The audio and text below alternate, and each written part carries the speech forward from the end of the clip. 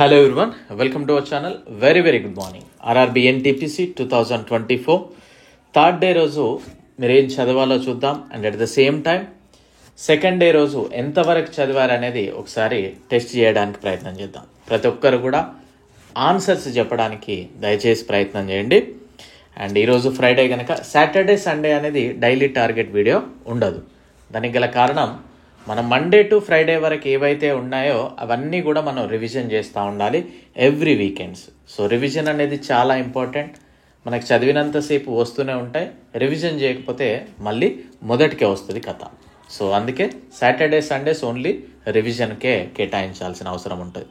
So మన యొక్క app last benches hub అనే యాప్ 5,000+ డౌన్లోడ్స్ అయితే నిన్న పూర్తి చేసుకుంది. Very happy for that. So Telegram ఛానల్లో జాయిన్ అవ్వండి, లింక్ డిస్క్రిప్షన్లో ఉంది. అండ్ మన యొక్క యాప్ లింక్ కూడా డిస్క్రిప్షన్లో ఉంది. ఏమేమి కోర్స్ ఉన్నాయని అనేది నేను వీడియో ఎండింగ్లో చెప్తాను, చూడండి ఒకసారి. సో సెకండ్ డే రోజు మనం టైప్స్ ఆఫ్ నెంబర్స్, అదేవిధంగా యూనిట్ డిజిట్ గురించి చదవండి అని చెప్పాను. And at the same time క్యాలెండర్స్లో forward and backward calendar, headquarters, వాటి యొక్క అబ్రివేషన్స్ కూడా, ఆర్గనైజేషన్స్ యొక్క అబ్రివేషన్ చదవమని చెప్పాను. రాజ్యాంగము భాగాలు చదవండి అని చెప్పాను. సో మనం ఫస్ట్ డే రోజు సర్ట్స్ అనే టాపిక్లో కొన్ని మోడల్స్ అనేది క్వశ్చన్స్ అడగలేదు, అవి కూడా ఈ వీడియోలో చూద్దాం. సో డే 2లో first question square root of 12 ఈ విధంగా ఉంది. మీరు ఒకసారి మెన్షన్ చేసుకొని క్వశ్చన్ నెంబర్ వేసి ఆన్సర్ చెప్పడానికి ప్రయత్నం చేయండి. సెకండ్ స్క్వేర్ రూట్ ఆఫ్ 12 ఈ విధంగా ఉంది. Third square root of 12 plus square root of 12 plus square root of 12 plus up to infinity. Next question, fourth question square root of 12 minus square root of 12 minus square root of 12 minus up to infinity. And next square root of 5 plus square root of 5 plus square root of 5 plus up to infinity. Next question square root of 7 minus square root of 7 minus square root of 7 minus up to infinity. Next question square root of 12 minus square root of 12 plus square root of 12 minus up to infinity. Square root of 12 plus square root of 12 minus square root of 12 up to infinity. ఈ 12 అనేది ఎందుకు పెడుతున్నానంటే మీకు ఆ difference అనేది తెలియడం కోసం, అది మీరు అబ్జర్వ్ చేయాలి. Okay, next question, ninth question. ఈ క్రింది వాటిలో ఏవి కవల ప్రధాన సంఖ్యలు? ట్విన్ ప్రైమ్ నెంబర్స్ అంటారు. ట్విన్ ప్రైమ్ నెంబర్స్ అని ఈ కింద ఏబిసిడి ఇచ్చాం, అందులో ఏది కవల ప్రధాన సంఖ్యలు అనేది చెప్పండి. నెక్స్ట్ క్వశ్చన్, ఈ క్రింది వాటిలో ఏవి సాపేక్ష ప్రధాన సంఖ్యలు? అంటే కో ప్రైమ్స్ అండి. కో ప్రైమ్స్ ఏంటివి? ఇలాంటి క్వశ్చన్సే మనల్ని ఎగ్జామినర్ డెప్త్కి వెళ్ళినప్పుడు అడుగుతాడు. సబ్జెక్టు రాకపోతే ఆన్సర్ చేయలేరు ఇది. Next question, 11th one. ఈ క్రింది వాటిలో ఏది సంయుక్త సంఖ్య? Composite number. సో ఆప్షన్ ఏనా, బీనా, సీనా, డీనా? నెక్స్ట్ క్వశ్చన్, 1 అనేది ప్రధాన సంఖ్యనా లేకపోతే సంయుక్త సంఖ్యనా? ప్రైమ్ నెంబరా లేకపోతే కాంపోజిట్ నెంబరా? Next question, unit digit of 251 power of 896 unit digit అనేది ఫైండ్ అవుట్ చేయండి అని అంటున్నాడు. 14th question, unit digit of 257 power 702. Next question, 15th, రాజ్యాంగంలో ప్రస్తుతం ఎన్ని భాగాలు ఉన్నాయి? 16th వన్, రాజ్యాంగంలో అత్యవసర పరిస్థితుల గురించి, ఎమర్జెన్సీస్ గురించి ఎన్నవ భాగంలో ఏ ప్రకరణలు తెలియజేస్తూ ఉన్నాయి?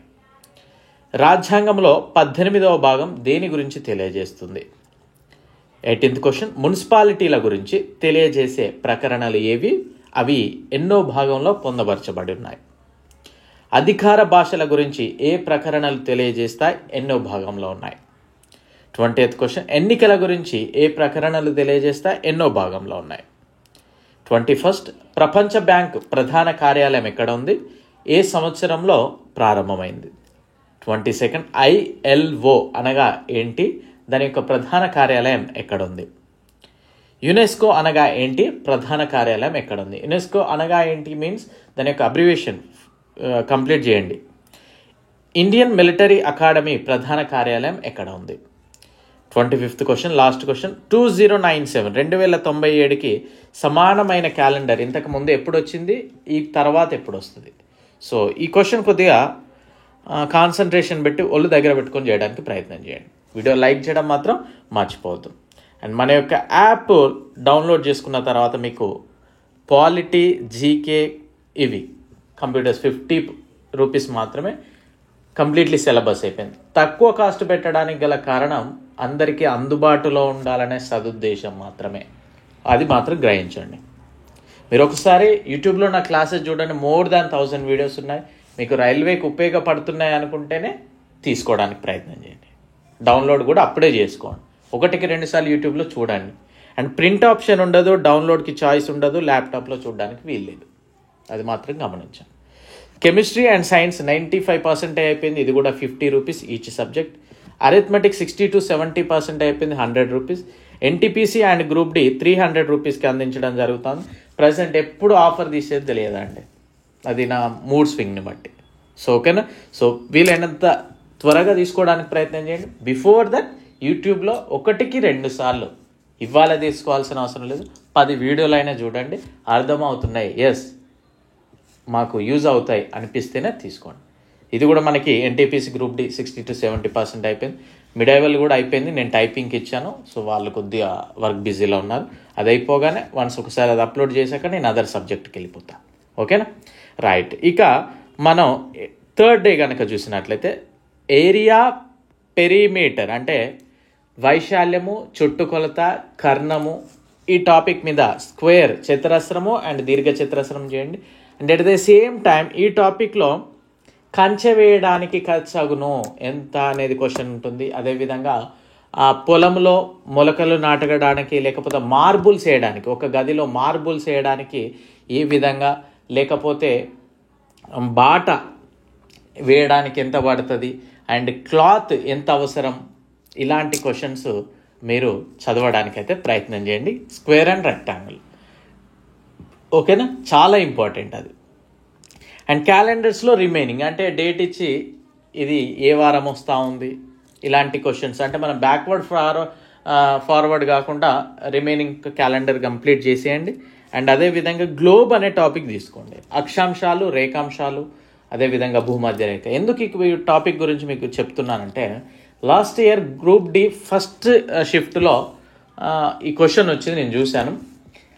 అక్షాంశాలకు, రేఖాంశాల దాంట్లో సబ్జెక్ట్ ఓరియంటెడ్, ఏవి సమాంతరంగా ఉంటాయి, ఏవి ఇలా ఉంటాయి అనే క్వశ్చన్ ఇచ్చారు. చాలామంది టఫ్ పేపర్ అన్నారు, కానీ చాలా ఈజీగానే ఉందండి, అది పెద్ద కష్టమేం కాదు. ఓకేనా. సో కొద్దిగా సబ్జెక్ట్ ఓరియంటెడ్ నేర్చుకోవడానికి డెఫినెట్లీ ప్రయత్నం చేయండి. సో దీంట్లో అక్షాంశాలు ఏది ఖండాల మీద వెళ్తూ ఉన్నాయి, రేఖాంశాలు ఎక్కడ ఉంటాయి, కర్కట రేఖ, మకర రేఖ, ఇవన్నీ ఉంటాయి కదా అందులో. ఇవన్నీ కూడా ఏ ఖండం గుండా వెళ్తూ ఉన్నాయి, భూమధ్య రేఖ ఎక్కడ ఉంది, దానికి మన ఇండియాకి ఇన్ అవర్స్ టైం డిఫరెన్స్ ఉంది. ఇలాంటి క్వశ్చన్స్ అన్నీ కూడా మీరు గ్యాదర్ చేసుకొని ప్రిపేర్ అవ్వాల్సిన అవసరం ఉంటుంది. మీకు ఒకవేళ అది కష్టం అనిపిస్తే క్యాలెండర్ టాపిక్ నేను చెప్పాను, అదేవిధంగా గ్లోబ్ అనే టాపిక్ కూడా నేను ఎన్సీఆర్టీ క్లాస్లో డిస్కస్ చేశాను, ఒకసారి చూడండి. And at the same time Oscar awards చదవడానికి ప్రయత్నం చేయండి. మనకి 2024 ఆస్కార్ ఎప్పుడు ఇస్తారండి, మేబీ మార్చ్లో ఇస్తారనుకుంటా. సో ఆస్కార్ అవార్డ్స్ కూడా రీసెంట్ ఆస్కార్ అవార్డ్స్ ఒకసారి చూడడానికి ప్రయత్నం చేయండి. ప్రాపర్గా చదివితే ఏదైనా క్రాక్ చేయొచ్చండి, కాకపోతే ప్లానింగ్ తోటి చదవండి, డెఫినెట్లీ సక్సెస్ అవుతారు, అందులో నో డౌట్ ఎట్ ఆల్. మీరు పర్ఫెక్ట్గా నన్ను ఫాలో అవుతే మాత్రం మీలో మీకు కాన్ఫిడెంట్ అనేది డెఫినెట్లీ పెరుగుతూ ఉంటుంది. ఓకే, సో ఖచ్చితంగా ఫాలో అవడానికి ప్రయత్నం చేయండి. వీడియో లైక్ చేసి షేర్ చేయడం మాత్రం మర్చిపోకండి. Thank you, all the very best.